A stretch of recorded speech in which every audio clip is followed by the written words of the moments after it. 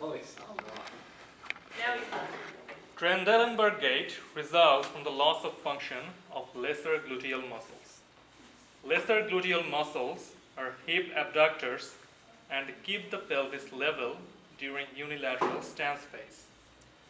Notice that in the Trendelenburg gait, the hip is dropping to the unaffected side, while there is a slight lateral flexion of the trunk to the affected side. Hamstrings extend the hip and flex the knee, while the gluteus maximus acts as an accessory hip extensor. During walking, hamstrings prevent the trunk from bending forward following heel strike. To compensate for the loss of hip extension when these muscles are paralyzed, notice that there is a backward lean or extension of the trunk immediately after the heel strike. The vasti are knee extensors.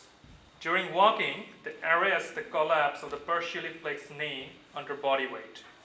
To compensate for the paralysis of the vasti muscles, notice that the knee on the unaffected side is completely extended just before the heel strike.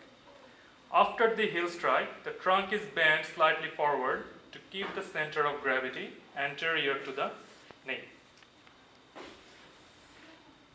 The iliopsoas and the adductors slow down the extension of the hip at the end of stance phase and initiate flexion of hip at the beginning of the swing phase. When the adductors are paralyzed, flexion of the hip on the affected side is accompanied by hip and thigh abduction. The triceps surae muscles plantar flex the foot and regulate tendency of ankles to collapse in dorsiflexion. When these muscles are paralyzed and the foot can no longer be plantar flexed, the patient tends to walk with very short steps to keep weight back on the heels.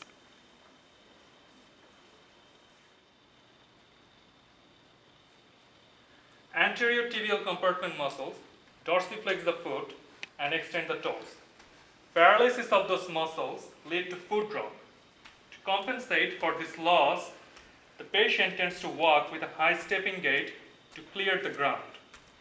When the patient walks quickly, the foot on the affected side lands on the heel and the forefoot slaps on the ground. When the patient walks so slowly, he tends to land on the forefoot.